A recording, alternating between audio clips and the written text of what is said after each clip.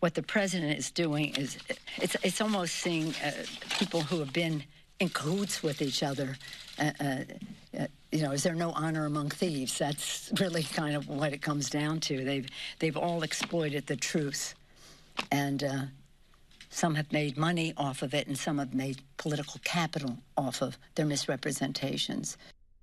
House Speaker Nancy Pelosi not mincing words when asked about President Trump's expected executive order on social media. ABC 7 News reporter Chris Wynn has reaction from Silicon Valley experts tonight about the legality of the executive order and what it could mean for the future of speech on the internet.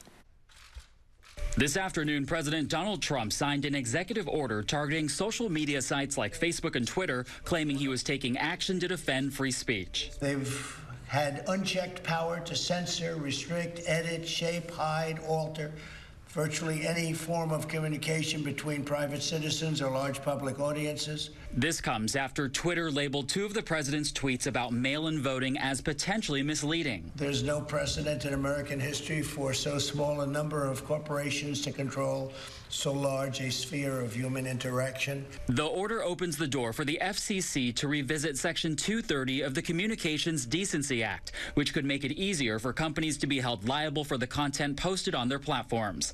Legal experts say it will likely be challenged in court. That foundational principle of the law has been the basis on which we've gotten most of the internet services that we use on an hour-by-hour or even minute-by-minute basis.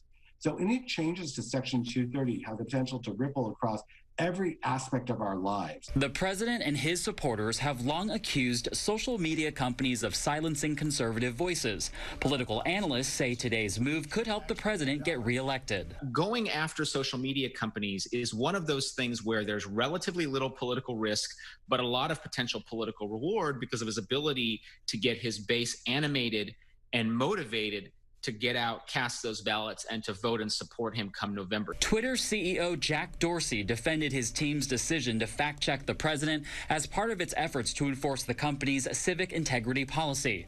That launched a debate between him and Facebook CEO Mark Zuckerberg, who appeared on Fox News this morning. We think that it wouldn't be right for us to do fact checks for politicians.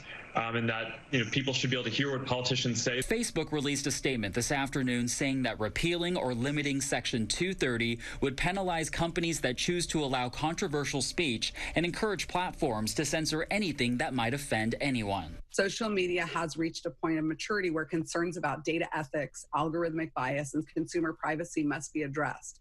In Silicon Valley, Chris Wynn, ABC 7 News.